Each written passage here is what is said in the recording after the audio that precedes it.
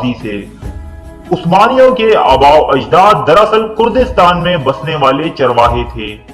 جب چنگیز خان نے ان کے علاقوں پر حملے کیے تو یہ وہاں سے منتقل ہو کر ارطغرل نامی شخص کی قیادت میں موجودہ ترکی کے علاقے اناتولیا آ گئے۔ اس وقت یہ قبیلہ 100 خاندانوں اور 400 گھڑ سواروں پر مشتمل تھا۔ اس علاقے میں ترکی نسل کے ہی لوگوں جنہیں سلجوقی کہا جاتا تھا کی بادشاہت قائم تھی۔ سلجوقی حکومت اپنا عروج گزار چکی تھی۔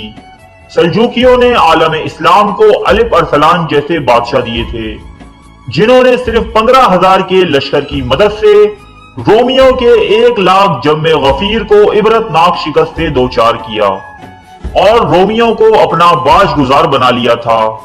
مگر اب یہ حکومت ایک طرف تاتاری یعنی منگولوں کے حملوں اور دوسری طرف رومیوں سے برسر پیکار ہو کر روز بروز اپنے زوال کی طرف گامزن تھی۔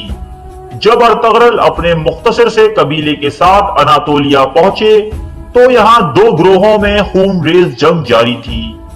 ایک طرف رومیوں کا لشکر جرار تھا اور دوسری طرف سلجوقیوں کی چھوٹی سی فوج۔ ارطغرل چونکہ فطرتاً ایک بہادر انسان تھا، اس نے کمزور اور چھوٹے گروہ کا ساتھ دیا۔ قسمت اس کے ساتھ تھی، اس لیے فتح نے ان کے قدم چومے۔ سلجوقی سلطان علاء الدین نے ارطغرل کی بہادری سے خوش ہو کر اناتولیا کی مغربی سرحدوں پر اسے اور اس کے قبیلے کو جاگیر عطا کی۔ اس طرح سلطان علاء الدین کو بھی ایک طاقتور حلیف مل گیا۔ سلجوقیوں کی منتشر ہوتی قوت کے سبب ان کے کئی امیر خود مختاری کا اعلان کر چکے تھے، لیکن ارطغرل نے کبھی علاء الدین سے بغاوت کا نہیں سوچا۔ وفاداری اس کے خون میں تھی، اس لیے ارطغرل نے ہر موقع میں علاء الدین کا ساتھ دیا۔ 1258 عیسوی اس سال کو مسلمانوں کے بدترین زوال کے طور پر یاد کیا جاتا ہے، کیونکہ اس سال عروس البلاد بغداد پر ہلاکو خان نے حملہ کیا اور اسے صفائے ہستی سے مٹا دیا۔ مسلمان عورتوں اور بچوں کو غلام بنا لیا گیا، جبکہ مردوں کو قتل کر کے ان کی کھوپڑیوں کے مینار بنا دیے گئے۔ علوم و فنون کے مراکز تباہ کر دیے گئے، علماء کو تہتیغ کر دیا گیا۔ ایسی قتل و غارت گری اور تباہی کے بعد لوگ سوچتے تھے کہ مسلمان اب پہلے جیسا مقام حاصل نہ کر پائیں گے، لیکن تقدیر ان پر ہنس رہی ہوتی تھی، کیونکہ اسی سال یعنی 1258 میں ارطغرل کے ہاں ایک لڑکا پیدا ہوا جس کا نام عثمان رکھا گیا۔ مستقبل میں اس لڑکے کی نسل سے ایک ایسی قوت تشکیل پانی تھی کہ جس کا مقابلہ کرنے کی سبقت ایشیا، یورپ یا دنیا کی کسی فوج میں نہ تھی۔ عثمان آداب و اخلاق اور ذہانت میں اپنے باپ سے کسی صورت کم نہ تھا۔ یہ بھی اپنے باپ کی طرح ہمیشہ سلجوقیوں کا وفادار رہا۔ نوجوانی کے دنوں میں عثمان ایک بزرگ کے پاس علم حاصل کرنے جایا کرتا تھا۔ ان بزرگ کی ایک نہایت ہی حسین و جمیل صاحبزادی تھی جن کا نام مال خاتون تھا۔ جب عثمان نے مال خاتون کو دیکھا تو وہ اس پر فدا ہو گیا۔ عثمان نے ان بزرگ کے سامنے مال خاتون سے شادی کی پیشکش ظاہر کی۔ عثمان چونکہ ایک امیر گھر کا چشم و چراغ تھا، جبکہ یہ بزرگ ایک غریب درویش، اس لیے انہوں نے عثمان کو انکار کر دیا۔ اس کے بعد مال خاتون کی خوبصورتی اور علمی صفات کو دیکھتے ہوئے کئی سرداروں نے اسے شادی کی پیشکش کی، جو کہ عثمان سے رتبے اور جاہ و جلال میں بہت آگے تھے، لیکن ان بزرگ نے ان سب کو منع کر دیا۔ ایک رات عثمان نے ایک خواب دیکھا کہ ایک چاند ہلال کی صورت میں اس کے بزرگ استاد کے سینے سے نکلا اور عثمان کے سینے میں داخل ہو گیا۔ پھر اس کے پہلو سے ایک زبردست درخت نمودار ہوا جو بڑھتا ہی چلا گیا، یہاں تک کہ اس کی شاخیں بحر و بر پر چھا گئیں۔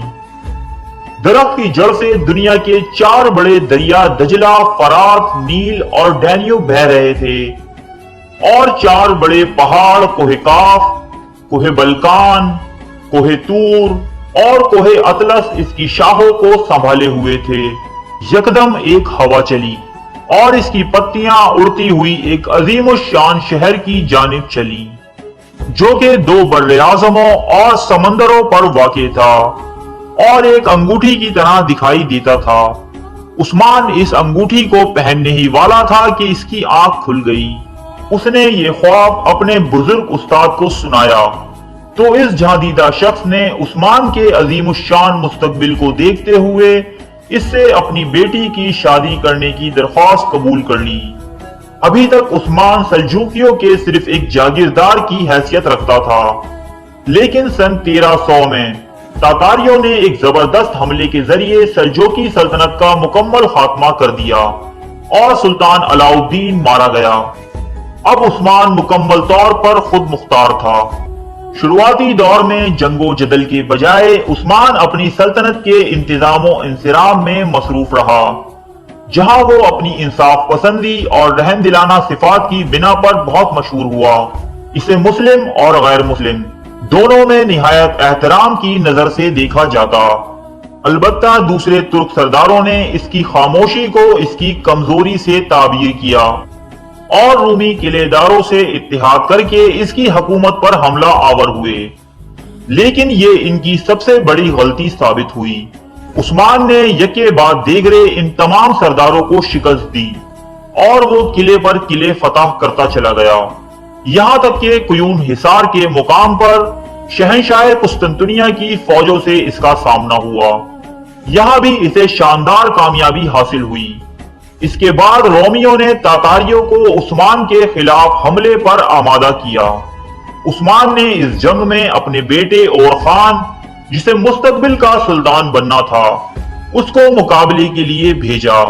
اس نے اپنے باپ کے نقش قدم پر چلتے ہوئے تاتاریوں کو ایسی عبرتناک شکست سے دوچار کیا کہ وہ دوبارہ ادھر نہ بھٹکے۔ رومی حکومت کے کئی علاقوں کو فتح کرنے کے بعد عثمان نے بروسا شہر کا محاصرہ بھی کر لیا۔ یہ محاصرہ 10 سال تک جاری رہا، یہاں تک کہ عثمان کی موت کا وقت قریب آ گیا۔ عثمان نے اپنے بیٹے اور خان کو بلا کر اپنی آخری خواہش ظاہر کی کہ وہ بروسا شہر میں دفن ہونا چاہتا ہے۔ اب یہ ایک بیٹے کا امتحان تھا۔ عثمان کے بیٹے اور خان نے بروسا پر نہایت ہی کامیاب حکمت عملی کے ساتھ حملہ کیا اور جو کام اس کا باپ 10 سال میں نہ کر پایا تھا چند ہی دنوں میں کر دکھایا۔ بروسا فتح ہوا اور امیر عثمان کو یہاں دفن کیا گیا۔ عثمان نے اس سلطنت کی بنیاد نہایت نیک نیتی سے رکھی تھی، جس کا مقصد ترویج اسلام تھا، اس لیے اس کی سلطنت تاریخ کا ایک سنہرا باب بن گئی۔ اس کی تلوار ہر نئے بادشاہ کی کمر سے باندھی جاتی اور دعا کی جاتی کہ اللہ تعالیٰ اس میں بھی عثمان جیسی خوبیاں پیدا کرے۔ اس کی قائم کردہ سلطنت کے اثرات آج تک